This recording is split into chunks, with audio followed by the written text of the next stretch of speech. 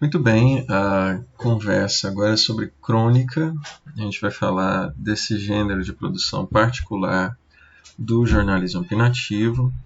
A ideia aqui é falar de características principais para orientar a produção de vocês desse tipo de formato específico de jornalismo opinativo. A intenção aqui não é esgotar o assunto, tá? E também a ideia não é falar de crônica no sentido literário, ok? Da crônica que a gente lê do Carlos Drummond e tudo mais. Embora elas sejam precedentes, precursoras de coisas que a gente vai ver publicadas nos jornais pouco tempo depois e ainda hoje, reverberando um pouco o que esses grandes autores colocaram como referência para a área e para o formato de maneira geral, certo? Bom, a ideia aqui é primeiro conseguir encontrar alguns pontos-chave dentro disso que a gente chama de crônica. Primeiro, é entender, e isso é fundamental, tá?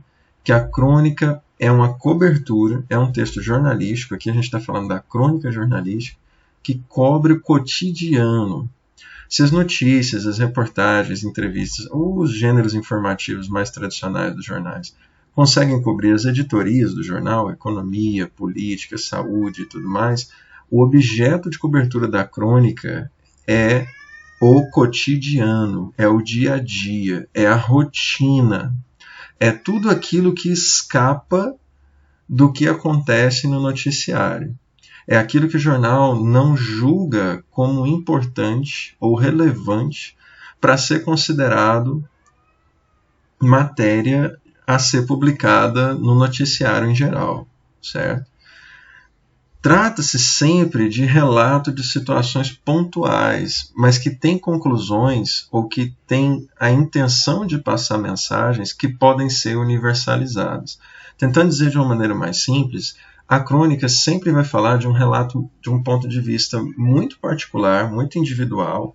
É você falando de algo que aconteceu com você, uma conversa que você ouviu no ônibus, ou algum tipo de diálogo que aconteceu no restaurante, você na mesa de jantar com a sua mãe, com a sua família, e naquele momento aconteceu, né, algo digno de nota, mas que não cabe numa notícia, numa reportagem. É esse o sentido da crônica, é cobrir o cotidiano e tentar extrair dele o que é relevante, que muitas vezes os jornais não cobrem, né? A maior parte das vezes, na verdade. Claro, sempre carregada de juízos, interpretações, a maneira como o autor vai ver a situação. Apesar da crônica sempre ter um tom de crítica social, de sustentação de um ar assim, despreocupado, ela também tem um desprezo pela formalidade. O que isso quer dizer? Não tem necessidade de você montar uma estrutura de texto que é muito formal ou que é sisuda no sentido de ser muito bem estruturada. Por exemplo, o artigo de opinião que a gente viu lá atrás, ele tem a estrutura clássica de uma redação de dissertação. Tem uma introdução, onde você vai dizer, neste texto vamos tratar disso e disso e disso, você desenvolve as coisas que você vai tratar, no final, portanto, podemos concluir isso e isso. A crônica tem um estilo de narrativa e de construção textual que é absolutamente livre. Sim? Ela não tem uma cadência determinada. Tem uma estrutura modelo que a gente vai passar para vocês, mas ela não precisa ser seguida à risca, justamente por ter essa liberdade. De todos os textos que a gente viu até aqui, a crônica, sem dúvida, é o mais livre, mas, ao mesmo tempo, também é o mais difícil, talvez, de se fazer, levando em consideração o propósito, o objetivo que ela tem. Valoriza esse estilo pessoal do jornalista. Então aqui é o lugar de você usar um termo um pouco mais particular, uma coisa que você viu num livro, uma expressão que chamou sua atenção, que você gostaria de utilizar, o seu estilo pessoal de escrita, que às vezes a gente ignora ou tenta uniformizar quando está escrevendo uma notícia, por exemplo. Não é? Você não pode, você, né, Rayane, você, Heitor, você, Luana, você, né, pessoa que está ouvindo essa gravação, não consegue, na notícia, colocar tanto assim de você no texto, justamente porque o texto da notícia é muito genérico, é muito homogêneo, né? Ele tem que ser uniforme, impessoal. No caso da crônica é justamente o contrário. Aqui é interessante e é importante que você deixe vazar muito de você no texto. Mas aqui, esse é o parêntese importante. Você não é o foco. O que é o foco é o que você está tentando dizer, a história que você está tentando contar, a mensagem que você está tentando deixar. E não a sua vida, a sua pessoa, a apresentação de si mesmo, a sua imagem. E é isso que muita gente confunde. Acha que crônica é diário. Crônica não é diário. Você fala, minha vida, estou pensando sobre as coisas. Crônica sempre é sobre uma coisa concreta, sim? Prática, específica, uma situação do cotidiano, uma observação vista das coisas que estão fora de você, olhar para fora, olhar para o outro. Isso é crônica, sim? Afinal, apesar de ser do gênero opinativo, ainda é uma cobertura, certo? O formato da crônica foi definido, da crônica jornalística, essa brasileira, foi definida no século XIX por gente pequena, pouco conhecida, tipo Machado de Assis, José de Alencar, ali nos anos 1800. E sacramentado nos anos 30, anos 40, por gente pouco importante, tipo Rubem Braga, Carlos Drummond, Manuel Bandeira. Por elas terem esse peso na origem, pelos escritores serem os principais proponentes, né, ou formatadores do gênero crônica, por isso é que é sempre uma missão muito grande a gente produzir um gênero como esse. Imagine, você está tentando colocar o seu texto do lado de um Machado de Assis, do lado de um Carlos Drummond de Andrade. E a proposta é justamente tentar produzir algo que mobilize a atenção das pessoas tanto quanto esses grandes escritores conseguiram, certo?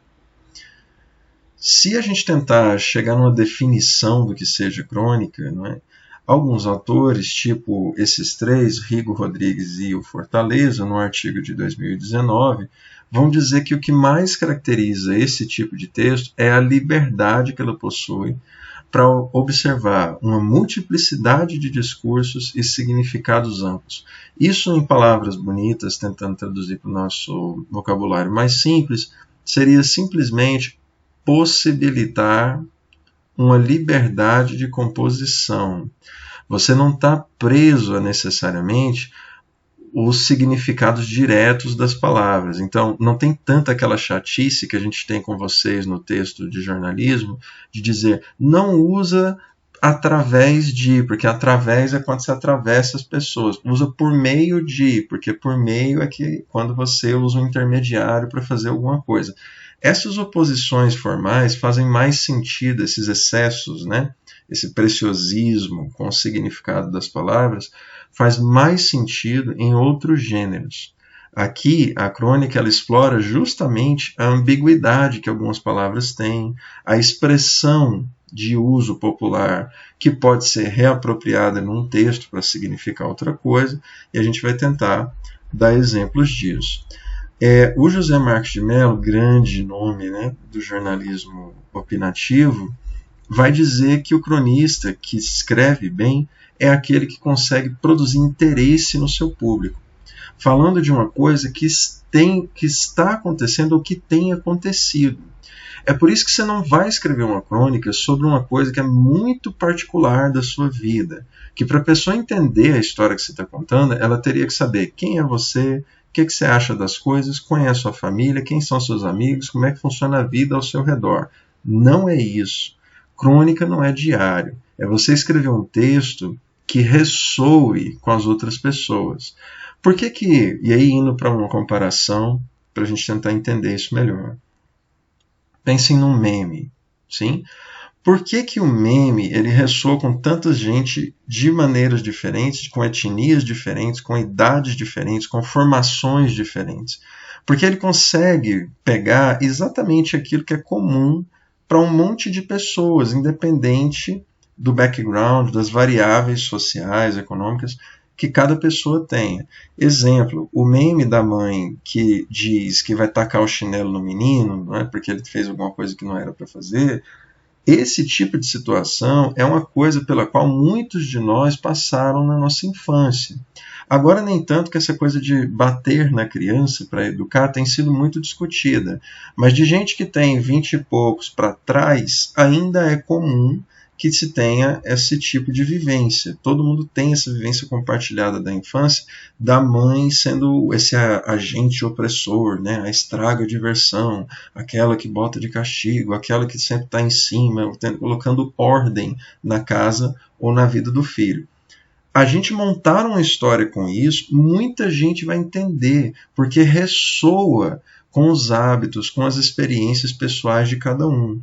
Embora eu possa falar da minha particularidade, da minha convivência com a minha mãe, e talvez contar uma história engraçada envolvendo isso, né? Ainda assim, muita gente vai entender e muita gente vai conseguir relacionar, criar uma conexão com essa história, porque passou ou viveu experiências bastante similares. É esse tipo de história que a crônica precisa contar. É desse tipo de história que ela tira mensagens ou significados que ela tenta atribuir a alguma coisa que ela está observando, certo? Os cronistas realizam, segundo o Mello, isso que a gente está tentando dizer aqui, é uma espécie de tradução livre da realidade, buscando isso que é comum a muita gente, sim? Fatos cotidianos, rotineiros, do dia a dia, mas que rendem histórias interessantes, inclusive para a gente pensar o significado do trabalho, da vida, do que a gente está, as decisões que a gente anda tomando para guiar a vida pública, política, econômica, social, ou mesmo a nossa em termos individuais, nos afetos, nas relações uns com os outros. Sim? Essa diversidade é justamente o que caracteriza a crônica. A estrutura desse tipo de texto, geralmente, e aqui eu estou dizendo, tá, fazendo questão de ressaltar, não linear, é que não necessariamente ela tem que seguir esse roteiro, tá? Mas o mais comum, certo? O formato mais comum de crônica é ter uma introdução guiada por uma situação cotidiana ou uma reflexão que possa ser exemplificada. Em que sentido? Não faz sentido eu falar por que o céu é azul e começar a fazer uma discussão química, físico-química. Não, é porque as ondas elas vibram numa determinada frequência e os nossos olhos interpretam a maneira que essas ondas chegam como azul. Isso é conversa de físico que não faz muito sentido para quem não tem domínio de como funcionam as ondas, termodinâmica, a dinâmica, as teorias que guiam a física clássica, que vão nos dar esse entendimento claro, científico, de por que o céu é azul. Para eu colocar essa reflexão, eu preciso, né, de algo que tenha sido estratificado no tecido social, que as pessoas tenham falado sobre isso em algum momento ou estejam falando sobre isso. O mais simples é você partir de uma situação cotidiana para começar o seu texto. Porque quando você fala de algo que é comum a muita gente, você já cria uma ponte de conexão.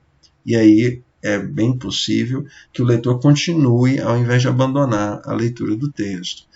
A narrativa da crônica, logo depois, né, ela vai sendo desenvolvida com o propósito de provar ou demonstrar algum argumento. Vou mostrar um exemplo daqui a pouco para vocês, o Rodrigo Hirose, um jornalista bastante conhecido aqui do nosso estado, numa crônica que ele fez para o Popular. A ideia é exatamente, ele coloca um argumento no começo, de que hoje a gente está transformando comida em receita de farmácia. A gente não pede comida, a gente não quer comer carne, a gente pede proteína. A gente não quer comer arroz ou mandioca, a gente quer comer carboidrato. E esse tipo de vocabulário muda completamente a experiência que a gente tem com a comida. Ele começa contando uma história dele no restaurante para falar disso, sim? E só depois é que ele vai chegar nesse argumento de que ele estranha isso, o garçom chegar e perguntar para ele qual proteína que você quer no prato. Ele não sabe nem responder, porque ele só sabe dizer carne, frango, porco, vaca, o tipo de carne que ele quer. E não exatamente proteína, carboidrato, aminoácidos, não é o tipo de vocabulário que ele utiliza. E que de uma hora para outra a gente passou a adotar para não valorizar mais essa experiência com o próprio alimento, com o saborear o que a gente está comendo, de fato. Uma coisa mais artesanal ou tradicional, sim? é a defesa que ele vai fazer. Ele vai desenvolver essa história para tentar nos convencer desse argumento que ele coloca, que isso está se perdendo, certo? A argumentação de uma crônica ela é baseada sempre em relações, referências, exemplos, dados, analogias. Então, essa parte de você buscar referenciais externos é interessante para dar mais força para o seu texto e para que as pessoas se sintam também conectadas com a história que você está contando, certo? A conclusão da crônica ela vai tentar dar algum fechamento para a narrativa, para a historinha que você está contando, e ao mesmo tempo, em geral, ela volta para a situação que abriu o texto. Em geral, esse é o estilo mais clássico de crônica, certo? Vamos ver um exemplo justamente desse que a gente estava comentando, que é o do Rodrigo Hirose, né? Aqui, no próprio título, o título já diz o que é que ele quer discutir. Cardápio ou receita médica? Sim? Por aqui você já tira um pouco qual é o assunto que ele vai discutir dentro desse texto. Ele começa de seguinte maneira. Por algum tempo, pairou a dúvida se falava com o garçom ou com o balconista da farmácia. Abre aspas. Qual proteína o senhor prefere? Foi a pergunta que o rapaz educadamente me dirigiu. Então, ele já abre com o problema, sim, que justifica esse assunto que ele colocou no título. Algumas frações de segundo depois, caiu a ficha. Era uma daquelas festas em que se colocam mini cardápios à mesa e cada convidado escolhe o que vai comer entre 2 ou 3 opções de entrada, prato principal e sobremesa. O que ele queria saber, portanto, era se eu pediria o corte bovino com nome em francês, acho que a língua estrangeira é o tempero da moda, um de ave ou de peixe, ou se iria no prato vegetariano. Ele continua o texto. Foi impossível não lembrar do espetinho da calçada do Teatro Goiânia, na Avenida Tocantins, no centro, sim? Pego na armadilha da fumaça que nublava o ponto de ônibus, o cliente tinha 2 opções, carne e frango.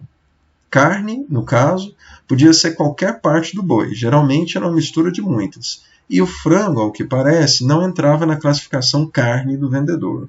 Em algum momento, entre as aulas de ginástica da Alice Mersman na TV Mulher e o surgimento das blogueiras fitness, ocorreu a transformação linguística da comida. Esse é o argumento principal do texto.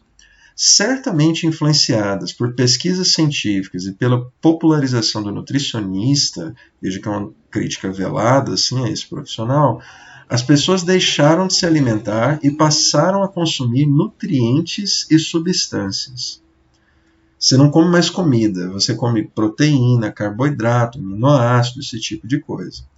A carne sumiu do cardápio, dando lugar à já citada proteína. Não se come mais peixe, mas sim ômega 3. A salada de alface abriu espaço para fibras e antioxidantes. A banana agora é potássio. E uma bela taça de vinho tornou-se mera fonte abundante de polifenóis. A receita das nossas avós para uma boa refeição era simples. Tem que comer arroz, feijão, carne e verdura. Quem nunca ouviu a avó dando esse tipo de indicação? Certo?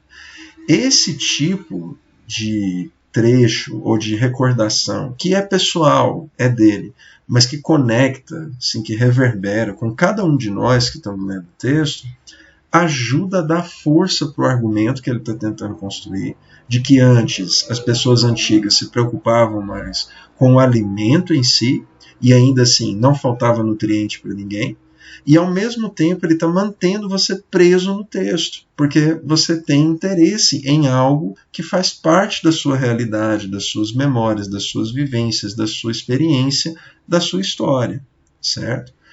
A recomendação do nutricionista é mais complexa.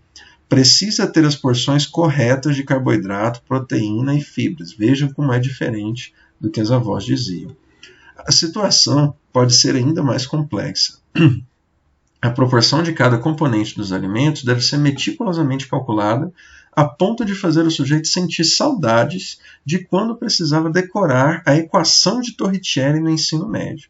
É uma maneira de dizer que está muito complicado você fazer um pedido no cardápio, né? Há algumas dicas para quem não quer levar a calculadora científica para a mesa de jantar. Dizem que uma mão fechada tem o tamanho ideal da quantidade de carne a se colocar no prato. Que inveja dos jogadores de basquete. No Google, uma das dicas mais curtidas tem o desenho de um prato dividido ao meio. Uma das metades deve ser ocupada por vegetais em geral. A outra, por sua vez, é subdividida ao meio novamente.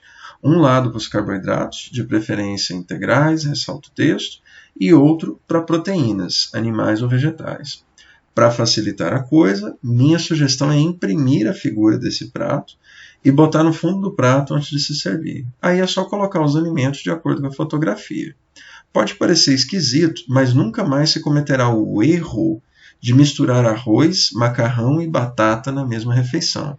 Uma verdadeira heresia na Igreja da Vida Saudável.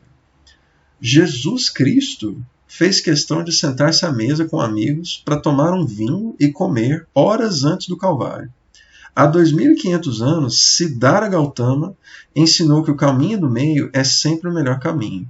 Siddhartha Gautama, para quem não sabe, é o Buda, sim, da religião budista. Traduzindo para a linguagem contemporânea, desencane. Exceto por questões de saúde, não transforme o menu em uma receita médica. Ele voltou nessa conclusão para o início do texto, que é essa oposição entre o cardápio e a receita médica, para fechar o argumento que ele está tentando te dizer. Não confundir as coisas que você vai comer com as pílulas ou os remédios que você vai comprar na farmácia. Certo? Suplementos e tudo mais. Tem outro recurso interessante que ele utiliza aqui, que também é para tentar construir uma ponte com o leitor. Ele fala em Jesus Cristo em algum momento. Tá certo que a gente vive num país cristão e a grande maioria das pessoas professa alguma religião dentro dessa linha do cristianismo. Mas para quebrar esse gelo e para alguém dizer, ele é evangélico, ele é cristão, né, e tal, ele traz também um exemplo de uma outra religião, Siddhartha Gautama, um Buda. Quer dizer, é uma maneira de dizer, na verdade, e isso dá mais força para o argumento dele, de que essa valorização, né, do equilíbrio, de não buscar extremos, e ao mesmo tempo da valorização do momento da hora da refeição, é uma coisa universal na história da humanidade, que atravessa religiões, atravessa o tempo, ele chega a dizer, de 2.500 anos atrás. Certo? Essa é uma boa crônica, porque ela consegue falar de coisas que são muito comuns para todo mundo. Primeiro, o assunto principal é comer. Todo ser humano precisa se alimentar, sim. E faz isso recorrendo a exemplos, casos, né, dados históricos que são comuns, simples de entender para a maior parte das pessoas que pegarem o texto dele. Certo? Constrói uma argumentação sempre fazendo um paralelo entre a historinha dele sentado ali conversando com o garçom e as coisas que vieram à cabeça dele naquele momento. Certo?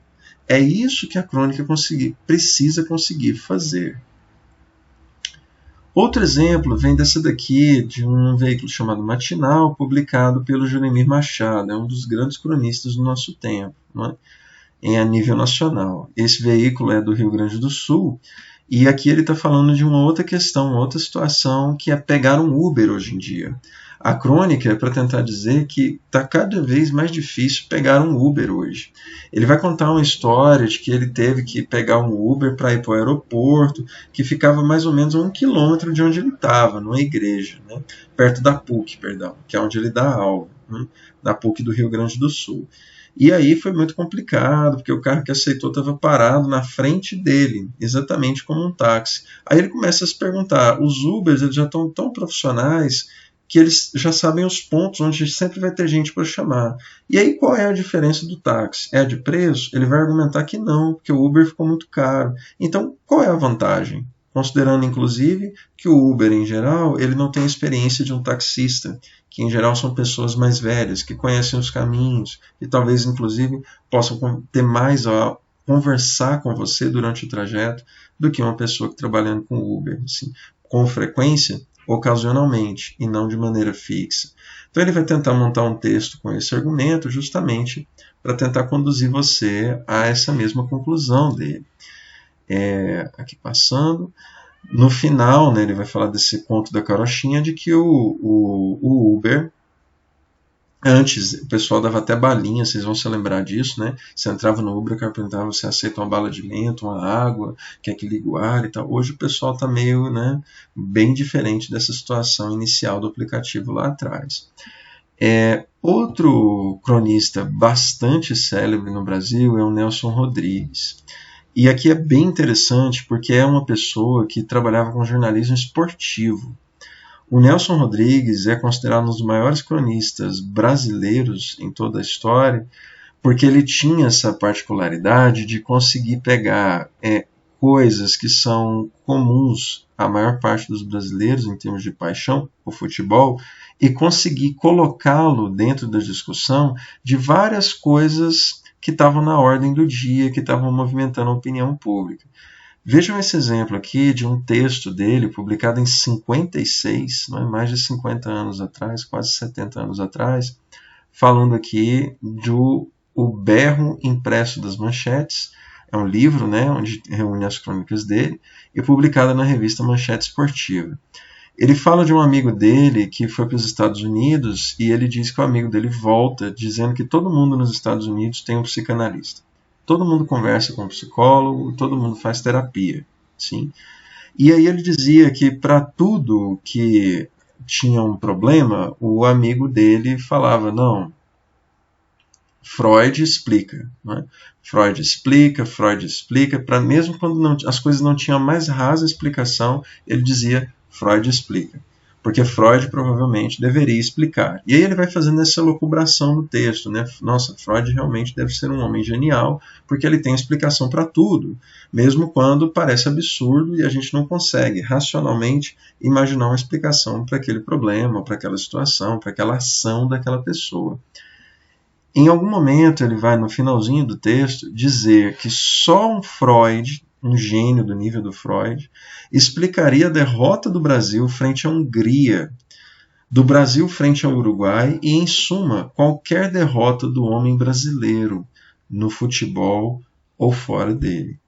É uma maneira de dizer que a gente não desiste, que mesmo com os problemas, e ele vai enumerar vários durante o texto, de saneamento, de corrupção, de roubo, latrocínio, violência, o brasileiro não desiste e que continua vencendo esses obstáculos, que continua produzindo coisas extraordinárias e que continua a ser reconhecido em todo o mundo como um povo que está sempre produzindo coisas notáveis.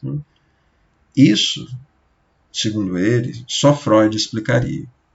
Então, é genial porque ele pega uma coisa que nada tem a ver com futebol, coloca o futebol no meio para fazer uma discussão sobre a imagem do brasileiro enquanto um povo guerreiro que está sempre superando problemas colocados principalmente, e ele era um forte crítico nesse sentido, pela classe política que os representa, certo?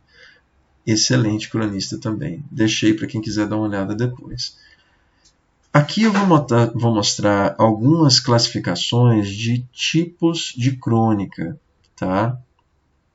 Não preocupa muito com os nomes de cada tipo de crônica, ou ficar pensando assim, ah não, a minha é tal tipo, a minha é desse jeito. Não preocupa com isso. O importante é você pensar, e a ideia aqui é que esses tipos sirvam para isso, te mostrar possibilidades de você construir a sua, certo? Isso é que é o mais importante aqui. Dar nome aos tipos de crônica ou classificar as crônicas em, não sei, geral, local, especializada, analítica, sentimental, isso é para quem faz pesquisa dentro da área, que não é o nosso caso especificamente dentro dessa disciplina, por exemplo. Tá? Então, a crônica geral ela é definida pela periodicidade. Ela pode ter um mote-guia, mas trata de assuntos diversos. Essa do Jeremir Machado, por exemplo, ele escreve todo domingo nesse veículo chamado Matinal Jornalismo. Então, ela é marcada pelo espaço que ele sempre vai ter aos domingos para falar de algum assunto rotineiro do dia a dia, embora ele possa falar de qualquer assunto. Então, ela é considerada uma crônica geral, simplesmente definida aqui porque o cara sempre vai ter um espaço para escrever uma crônica num dia específico. A crônica local tem como foco um dia a dia de uma localidade.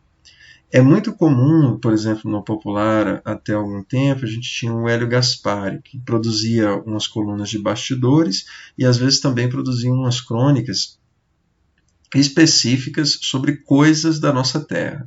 Então, era comum você ter crônicas, por exemplo, discutindo a figura do X-tudo, a pamonha, a predileção do goiano em não dar seta no trânsito, coisas que são particulares, a pecuária, que sempre que chega começa a fazer frio, essas particularidades e que vão virando piadas internas, vamos chamar assim, dos goianos, que são coisas conhecidas de quem vive dentro dessa localidade. Então, esse tipo de crônica tem um público específico, que são as pessoas que vivem ali e que vão conseguir relacionar, construir uma ligação com o que ele está colocando no texto, certo? Existe uma crônica também que é especializada, é o caso do Nelson Rodrigues, embora ele falasse de muitas outras coisas que não fossem esportes. Hoje está cada vez mais raro que a gente tenha a visão ou a figura de um cronista fixo que sempre vai falar das mesmas coisas, sempre vai trabalhar especificamente fechado dentro de uma editoria. Sobretudo porque cronistas estão cada vez mais raros também. A crônica analítica tem pouco de narração, histórias, uma tentativa de montar uma sequência de fatos. Ela está mais preocupada de apresentar rapidamente os fatos, algum dado, alguma coisa que vem acontecendo, e partir rapidamente para a discussão argumentativa disso, certo? Há, inclusive, colegas de vocês que produziram crônicas nesse sentido. Vou mostrar um exemplo delas, tá? A crônica sentimental é aquela que apela à sensibilidade, tentando produzir comoção ao observar e descrever com lirismo. Aqui, muito importante, tá? Crônica sentimental não te dá licença para você falar das coisas do fundo do seu coração, certo? Claro que você pode trazer as coisas que são muito íntimas suas para reverberar com alguém, mas não é para derramar as suas lágrimas, os seus anseios de maneira desordenada ou abstrata num texto, sim? Que é um exemplo que a gente vai ver aqui. Quando você fala muito de si mesmo num texto, você não está descrevendo o dia a dia, você não está falando do outro, você não está observando algo e descrevendo. Você está falando de si mesmo, sim? E isso é um texto de diário, não é uma crônica, certo? Veja um exemplo que a gente mostrou do Rodrigo Hirose, quando ele fala do cardápio ou receita médica. Ele fala de si mesmo apenas para trazer noções que são gerais, coisas que as pessoas sentem, experiências que são coletivas. Todo mundo já se pegou nessa situação de estar com um cardápio e ter que escolher alguma coisa para comer, num restaurante, em qualquer lugar que seja, sim? No espetinho, na esquina, no bar do seu João, em qualquer lugar, sim? Na sua casa, não é? Você escolheu o que você vai fazer para comer, enfim, não é? Ou pedir, enfim. Então, essa experiência coletiva é que é importante, né, que é compartilhada. Ela é sua e você está narrando a sua experiência, mas ela é possível de ser entendida, né, e correlacionada com a pessoa que está lendo. Se isso não existe, então você não está fazendo uma crônica, você está escrevendo um diário, certo? E isso é muito fácil de escorregar, e é por isso que é um pouco difícil, às vezes, acertar nessa linha. E tem aquela crônica que fazia principalmente os grandes escritores, né, Machado de Assis, o Carlos Drummond, que usa de ironia, sarcasmo, para criticar personagens, atitudes, situações, que o Rodrigo Hirose também fez, não é? Quando ele faz um texto bastante irônico, colocando, por exemplo, críticas veladas aos nutricionistas, às blogueiras fitness, que vão ficar medindo nutrientes no prato, ao invés de fato, se preocuparem com o que estão comendo, não é? Com a experiência de saborear uma refeição, por exemplo. Sim? No Popular, se vocês forem lá na seção específica de crônicas, vocês vão ver muita gente que é jornalista, e a maior parte, na verdade, que não é. O cronista, como a gente viu, não precisa ser necessariamente de dentro da nossa área, porque ela nasce, inclusive, na literatura. Ela é publicada sempre nos jornais, né? Mesmo lá atrás, no século XIX. E é por isso que o jornal tem sido, no Brasil, o lugar da crônica, desde sempre. No entanto, a crônica que a gente está discutindo aqui, a jornalística, ela precisa fazer um relato do cotidiano. E começa pelos títulos em a gente tentar ser um pouco mais específico. Na crônica do Rodrigo Queiroz, ele coloca cardápio ou receita médica. Já dá para ter uma ideia do que é que ele vai discutir. É mais difícil com um título como Entre o Céu e os Algoritmos. Difícil, sim, do que essa pessoa vai falar no texto, não é? Entre o céu, e os algoritmos. Qual algoritmo? De que céu que você está falando? Muito abstrato. Sim, é como se fosse dar uma resposta para o mundo inteiro. Isso é muito complicado, não é? Nos barrancos da imortalidade. Sim, vejam essa daqui, do Edival Lourenço. Né? O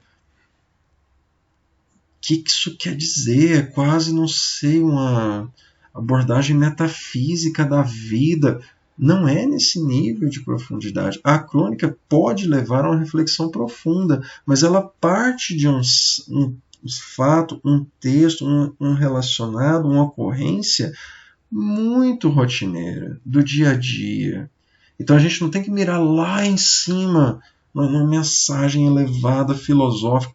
É tentar, a partir do que é cotidiano, do que acontece no dia a dia, é um exercício de sensibilidade, você pensar coisas que as pessoas não prestam atenção, que são subjugadas, subentendidas, subvalorizadas. Essa é a proposta da crônica. Sim? Se a gente vai, e continua, né, no Dia dos Pais, bom, talvez interesse, porque aí você já tem uma ideia do que ele vai tratar, não é? Se tem um título como esse. Antes descalço do que só. Complicado, não é? Sustentar-se é uma palavra, enfim, quer dizer muita coisa. Então os títulos precisam ser também um pouco informativos, sim. Nesse daqui do Adalberto Queiroz, ele vai falar as impermanências da rua, hoje Avenida Miguel João. Quando você solta esse título, primeiro pode ser que alguém conheça a rua ou a avenida. Né? Então quem morou ali, conhece a região, ou já ouviu falar no bairro, alguma coisa, pronto. Você já tem algum tipo de vínculo que você pode, né, construir com o autor.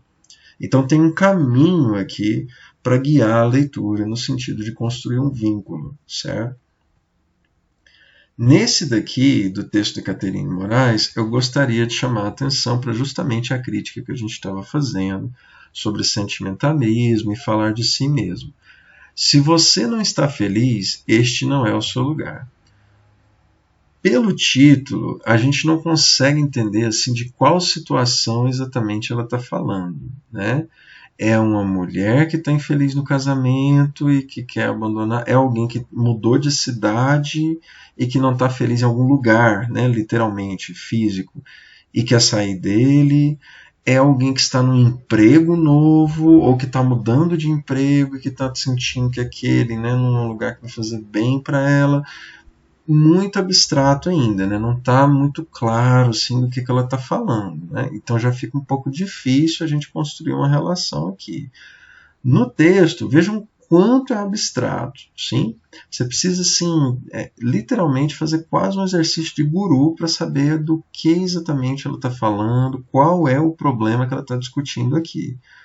Ou qual situação específica, concreta, prática, cotidiana que ela está narrando. Certo? Situação. Outro dia, conversando com uma amiga, ela soltou uma frase importante em um áudio do WhatsApp.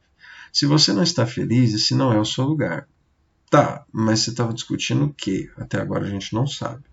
A gente tem uma péssima mania de se espremer para caber nos lugares e nas relações. Então ela está falando de muitas coisas. Lugares físicos, ou trabalho, situações, ambiências, e ao mesmo tempo relações. São muitas coisas diferentes. Já começa a complicar aqui. É que a gente sente medo. Quem é a gente se eu não sei qual é a situação que ela está descrevendo e eu não consigo me relacionar para dizer, não, é verdade, a gente sente isso. Em que situação? Eu não sei até agora, certo?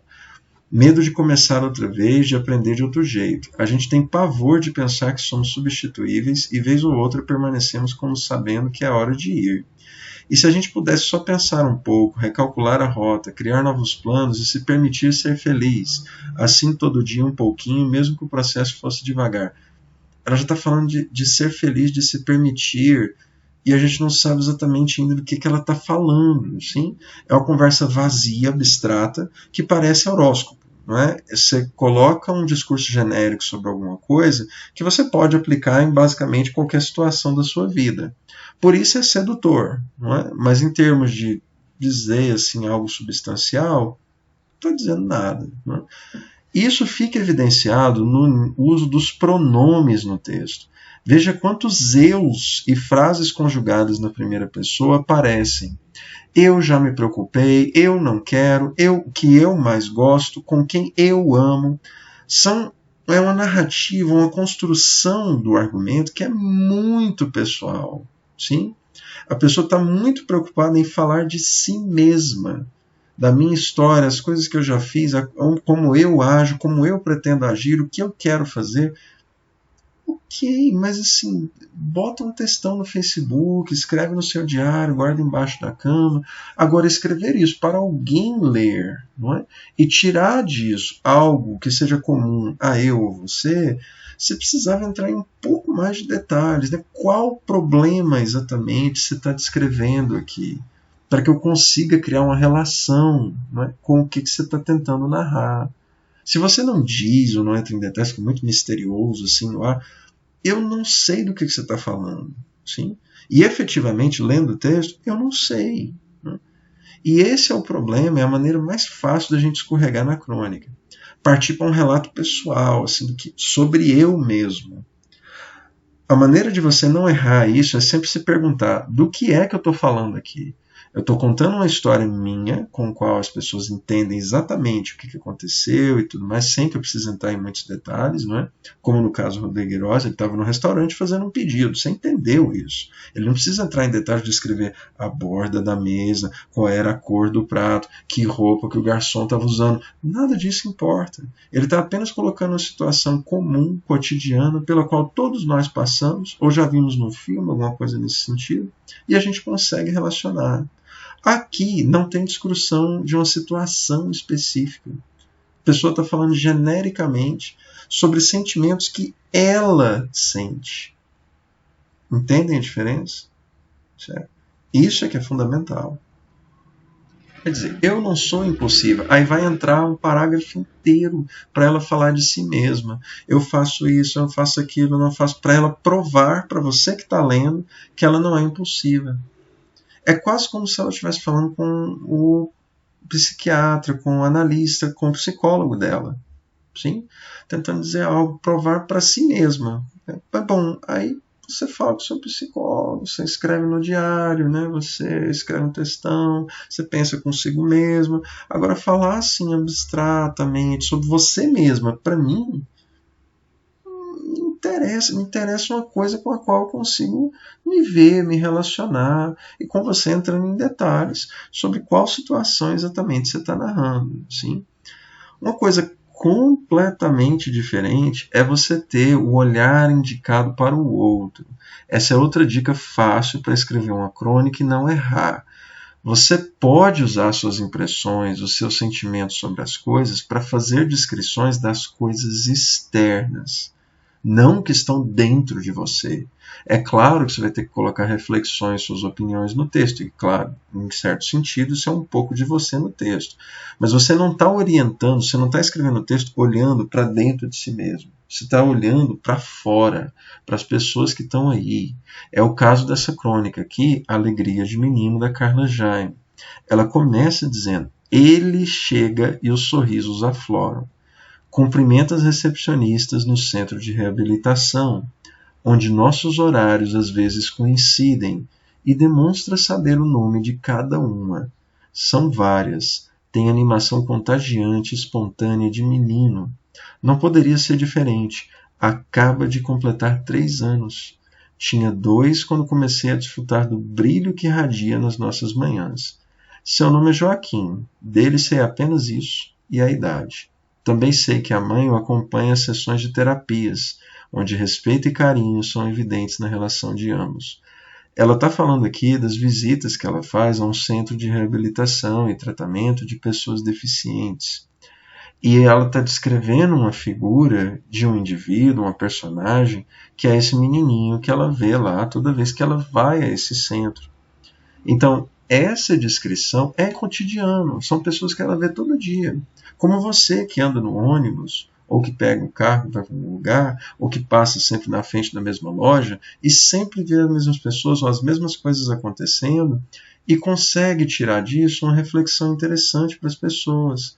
O que ela vai colocar aqui mais no final do tempo, ao fim do texto, é que o centro de reabilitação é um ambiente de dores, limitação e superação. Mas mesmo assim, o que esse menininho faz é iluminar a vida de todo mundo com um sorriso. Ele tem problemas, mas ele não se deixa abalar com nenhum dos problemas que ele tem. Inclusive distribuindo sorrisos para todo mundo que está ali, sendo muito educado, amável, simpático com todo mundo. Essa descrição simples de uma pessoa que ela vê frequentemente pode levar quem lê à reflexão sobre: será que eu não estou reclamando demais da minha vida? Eu que não tenho tantos problemas quanto esse menininho, sim, de 3 anos, e que já está tendo que enfrentar uma batalha quase que diária para conseguir superar dificuldades com as quais ele nasceu? Essa questão, esse nível de reflexão, a gente só consegue se projetando, observando as coisas que estão fora de nós mesmos. Né? Nada é tão interessante quanto o mundo ao nosso redor. Né? Esse tipo de noção, né? E a gente conseguir traduzir ele para quem está lendo o que a gente está tentando descrever, é o que gera encanto, é o que gera engajamento, é o que prende a atenção e quer fazer com que a pessoa fique até o final da história para saber o que você tem para apresentar para ela como uma conclusão. Como é que ela tem que ler o mundo, ou como que ela pode vê-lo através dos seus olhos. Essa é a proposta da crônica, certo? Outros exemplos, né, que também são apenas classificações, a gente não precisa se preocupar com isso, são esse segundo tipologia montada pelo Afrânio Coutinho. Ele vai classificar as crônicas em outros 5 tipos de narração que vão focar especificamente na história, metafísica, que vai desenvolver reflexões muito profundas, né, de cunho filosófico até sobre a humanidade e os caminhos, mas claro, partindo de coisas cotidianas, sempre com linguagem simples, despretensiosa e informal. Crônicas em poema, né, coisa que era mais comum há umas décadas atrás, hoje não, é muito raro a gente ter algo nesse sentido. Um comentário transformado em crônica, isso a gente vê sobretudo com autores na televisão, alguns deles inclusive que já não estão mais entre nós, Arnaldo Jabor, por exemplo, às vezes era chamado de cronista porque nos seus comentários ele contava historinhas, para tentar levar você ou te convencer de algum argumento que ele estava tentando construir. E, claro, informativa, aquela que é construída como uma reportagem ou uma coluna, mas focada na narração e pontuada ali com alguns comentários opinativos. Aqui tem uma reprodução de uma crônica, do Diário do Rio de Janeiro, publicada em nada menos, vejam a viagem que a gente está fazendo aqui, em 1860, por um sujeito que vai tentar fazer uma descrição do que é a política. Né? E aqui entraria no que a gente chama de crônica metafísica. Ele vai usar o espaço que ele tinha periódico nesse jornal, em 1860, para falar o que exatamente a gente chama de política. Ele vai fazer essa discussão porque tinha acontecido naquele momento, o governo tinha acabado de subir os impostos e tinha colocado fiscais para fazer a cobrança na porta de casa em casa das pessoas. E aí ele vai fazer uma crônica justamente para criticar essa ação, mas ele não vai dizer é um absurdo que o governo está cobrando impostos, colocando fiscal de porta em porta. Ele vai começar com uma reflexão sobre o que é a política, para conduzir você para a conclusão de que política é a representação do povo. E as pessoas que falham em representar os anseios do povo, e certamente não é anseio pagar mais impostos e não ver esses impostos revertidos em benefícios coletivos, se esse não é desejo do povo, então quando o fisco bate-lhe a porta, esse povo só sabe da presença dos seus representantes quando isso acontece. Quando esses representantes vão produzir algum tipo de instrumento que vai gerar inconvenientes para eles. Quando isso não acontece, o povo sequer lembra dos representantes que elegeu. E isso para ele é um problema que não é de imposto, que não é de economia, que não é de corrupção, é antes de tudo político. É essa discussão que ele vai fazer na crônica. Sim. E aí, claro, né, a gente tem também o lugar de uma crônica que vai fazer, no caso, o Juremir Machado aqui, uma crônica da sua própria demissão. Ele, nesse momento, ele já estava trabalhando na Matinal, né, que é esse veículo do Rio Grande do Sul, e ele fez uma crônica de como ele foi demitido do veículo onde ele trabalhava antes, né? Logo depois de ser demitido, no novo jornal em que ele foi admitido, ele montou uma historinha, né? Não deu nomes para as pessoas, né? Deixou tudo meio anônimo, assim, mas tentou mostrar a situação problemática, segundo a avaliação dele, pela qual o jornalismo, sobretudo de opinião, passa no Brasil atualmente. Ele usou o exemplo dele, da demissão dele, como um diagnóstico, como um caso para ilustrar exatamente esse problema. Portanto, algumas práticas recomendadas para a crônica. Tá? O texto tem que ser tão simples quanto possível. Os casos que você vai eleger, ou a história que você vai contar, e a mensagem que você quer passar tem que ser clara, acessível. A pessoa não tem que conseguir fazer uma leitura metafísica do que você está dizendo para ela para entender algo que você tenha montado ali. O nome disso é poesia. Não é? Aqui a gente não está fazendo algo nesse nível, e de novo essa crônica que a gente está produzindo não é a literária. Ela é jornalística, ela é mais objetiva, ela é mais simples, porque ela pretende ser entendida por um público maior, certo? O maior possível. Estabelecer valores ou experiências em comum com o leitor. Isso é fundamental, porque você cria uma ponte, você envolve, você consegue criar condições de atenção para que ele acompanhe o que você está tentando dizer para ele, certo? E, claro, focar na reflexão, na história que você está tentando contar, no outro, projetar o olhar para fora de si mesmo, e não em si, nos seus próprios sentimentos, no que você está sentindo, tentar se apresentar para o leitor. É isso que é importante no texto, na história que você está escrevendo? É você mesmo? É isso que é importante? Claro que não. Num diário, talvez a gente pudesse dizer que sim. Aqui, a ideia é uma cobertura do cotidiano, da rotina, do dia a dia. E tirar dessa cobertura de coisas que são usuais, comuns, não são notáveis e, portanto, não tão noticiáveis, né? Não vão virar manchete no noticiário, é isso que vai gerar ou servir de insumo para o texto da crônica. A crônica é, segundo José Marcos de Mello, uma reportagem dos pequenos fatos que não são percebidos pelos jornais, mas que são testemunhados por todos. Essa é a síntese mais interessante do texto da crônica, certo? Um exemplo interessante é esse de um colega de vocês, estudante de jornalismo, que está terminando o curso agora, o Gabriel Neves, que é esse nome, O Que Permanecerá. E o texto é muito curto e ainda assim dotado de uma sensibilidade que chega a ser emocionante. Não é? Veja como ele começa. Um sol forte ainda pairava sobre o prédio onde moro quando, no fim da tarde, já próximo da viração do dia, ouvi meu telefone dar 2 toques. Era meu pai. Trouxe pamonha para comermos juntos, ele me disse. Depois que coei o café, era como se eu próprio tivesse percebido que havia autorizado que o nosso papo pudesse render por pelo menos 3 xícaras adiante. Já adianto que não perdi ninguém, graças a Deus. Quer dizer, ele não morreu, o pai dele não morreu. Mas nunca desejei tanto não ter perdido a união dos meus pais, que se divorciaram há cerca de 1 ano e meio.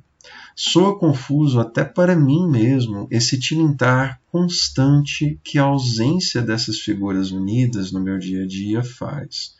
É um barulho mais alto do que qualquer marretada que se possa dar em paredes durante uma demolição. Essa comparação, essas metáforas ajudam a dar peso para a narrativa que ele está colocando, né, para o tamanho, a força desse sentimento que ele processa todos os dias. Eu ainda me lembro de cada tarde quente ou não em que ritualmente nos punhamos à mesa para essa mesma leva de 3 ou 4 xícaras de café que rendiam vários assuntos. Presumíamos, inventávamos, sonhávamos, cantávamos, parodiávamos. Hoje, conjugo esses verbos todos no singular na maior parte do tempo. Quando estou nos meus momentos mais dramáticos da alma, do espírito e do intelecto, pouco faz bem tentar apego a essas memórias, que nunca encaixam na fenda criada e agora tão difícil de ser fechada. Na tradição goiana, faça sol ou chuva, sempre é hora de um cafezinho. Já vi coisas bonitas acontecerem ao redor da mesa e rogo para que continue vendo. Mas eu acho bonito quando, mesmo com a dor, a gente encontra uma única razão que nos impele a prosseguir. O café com meu pai, só com ele, é a prova de que, sutilmente, as coisas são reeditadas. E falo de memórias mesmo. Eu recomendei que ele não fosse embora tão rápido, mas ele tinha de ir. E tem coisas que vão mesmo. A única certeza que fica, realmente, é que haverá sempre um sol para cada habitante de Goiás entre os meses de julho e outubro, conforme me asseguram fontes confiáveis do Centro de Informações Meteorológicas. Esse calor não vai passar. O amor também não passará, pelo menos não o meu. Forte, não é? É um texto que mostra a dor da separação, mesmo para uma pessoa adulta, né, dos pais, e de como ele processa isso, pensando o que vai ficar, não é, dessa união que existia e dessa cumplicidade, né, que unia essa família e que agora não existe mais. Esse tipo de sentimento é comungado por vários de nós, que também têm pais que se divorciaram ou que passaram por algum tipo de ruído no casamento, na união, sim? Uma união estável. Então, é um tipo de texto que consegue ressoar com o leitor e que usa elementos como o sol muito forte em Goiás, esse hábito que o goiano tem de puxar um cafezinho para conversar. Esse tipo de coisa produz relacionamento, cria pontes com o leitor, né, permitindo que ele permaneça atento, né, para você finalmente oferecer um relato que vai construir ou tentar oferecer uma mensagem sobre as coisas que ficam, independente do que muda, do que é reeditado, como ele mesmo diz. Essa é a mensagem que o texto está tentando passar através de uma vivência dele. Mas veja que o assunto não é ele, sim? Ele não está falando do fundo do coração dele, ele não fica ali, não é, mergulhando, mexendo o doce, simplesmente se automassageando a seu próprio sentimentalismo, o ego e tudo mais. Sim? Não é nesse sentido. É importante evitar, portanto, construções sofisticadas, metáforas complexas, não é? Grandes deslocamentos temporais, tipo um outro texto lá que a gente viu logo atrás, falando da imortalidade, o universo inteiro, as estrelas, não precisa ir tão longe. Claro que você pode chegar a isso, né, fazendo um desenvolvimento no texto, mas você não pode partir do absoluto para depois chegar. É o contrário. A crônica parte do cotidiano, do dia a dia, de tomar um cafezinho com seu pai, do ônibus que você pega todo dia, daquele lugar pelo qual você passa todos os dias a caminho do trabalho e vê uma pessoa sentada na janela. Essa coisa que todo dia acontece, do rotineiro, do cotidiano, que você vai tentar transformar em algo relevante. Vai tirar dali uma mensagem que possa ser compartilhada com a pessoa que está te lendo. Essa é a intenção do texto de crônica. Relatos muito pessoais ou experiências próprias, né, muito específicas de grupos mais restritos, muito complicado usar isso. Porque aí você vai destruir, vai ser difícil que a pessoa que esteja te lendo construa pontes com o que você está falando. Tanto ela não vai conseguir seguir na leitura, quanto não vai conseguir entender a mensagem que você está querendo passar. Certo?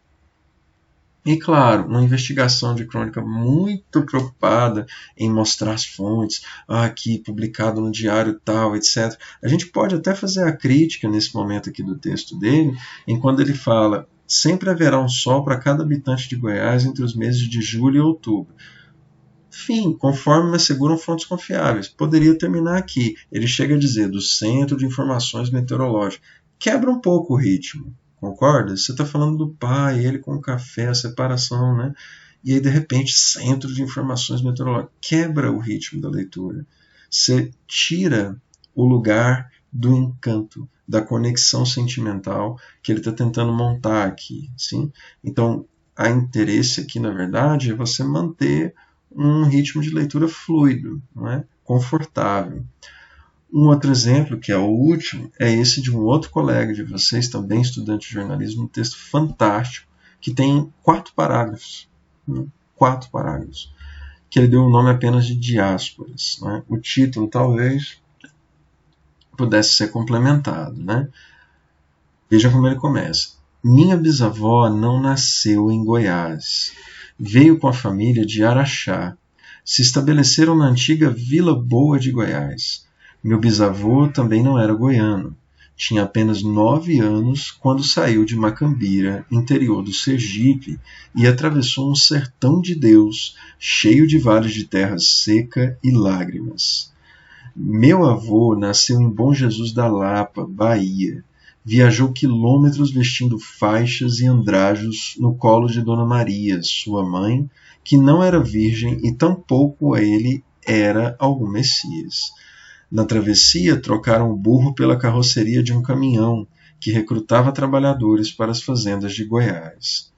Seu Nercino deixou o Ceará com a primeira esposa, Dona Fátima, e os 8 filhos. A mulher morreu, como ele mesmo dizia, de repente. De repente, já não era mais gente desse mundo. Casou com Dona Jacinta, que também não era daqui. Essa apareceu pelos lados de cá jurada de morte. Fugiu do marido e vive hoje as dores de seus 80 e poucos anos. Dos seus, que viviam no sul, perdeu o rumo e o endereço. Já o seu Raimundo fez caminho inverso. Partiu na calada da noite. Goiano do pé rachado que mascava fumo. Onde foi parar? Ninguém sabe. Justino também se foi. Largou batina e tudo por causa de uma mulher casada.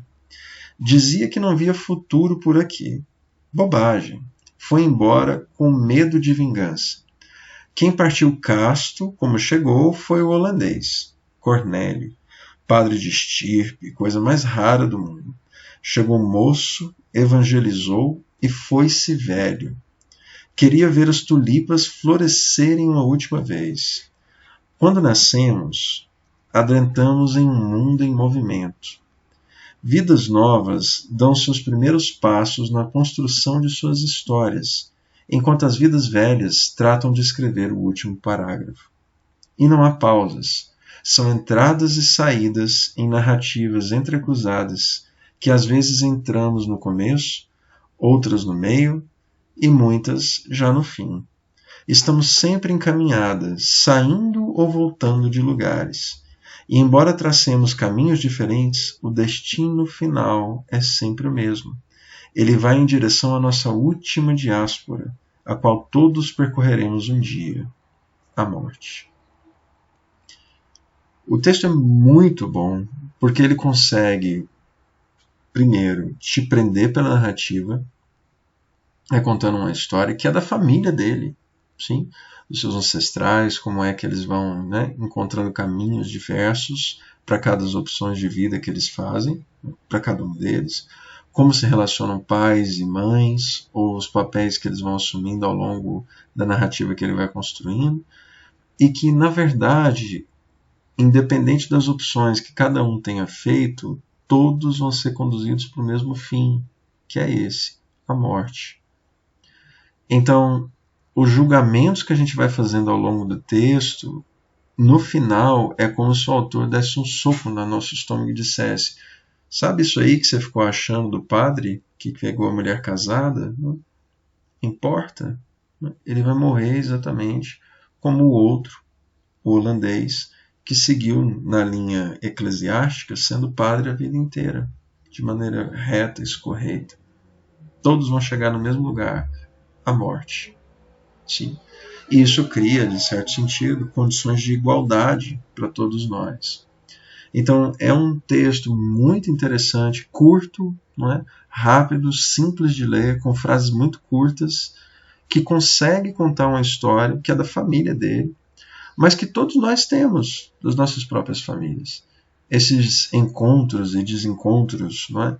Entre o pai que foi não sei aonde, o avô que a gente não conheceu, a avó que tem um nome que foi registrado não sei como. Todo mundo tem uma família problemática. Todo mundo. Né? E é por isso que a gente tem histórias para contar, né, sobre elas. E é por isso que a gente gosta de ler também as dos outros, porque a gente consegue construir pontes, relações. É isso que importa, e esse é o primor, a virtude de um texto, de uma boa crônica. Era isso que tínhamos para hoje. Obrigado, qualquer coisa, me procure.